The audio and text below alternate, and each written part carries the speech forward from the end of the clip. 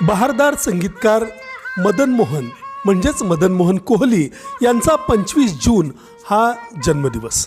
अतिशय रसाळ असं संगीत त्यांनी आपल्या चित्रपटांना गाण्यांना दिलं. मुळामध्ये एक सैनिक असणारे मदन मोहन हे नंतर ऑल इंडिया रेडिओशी जोडले गेले आणि तिथून मग त्यांची संगीताची कारकीर्द सुरू झाली.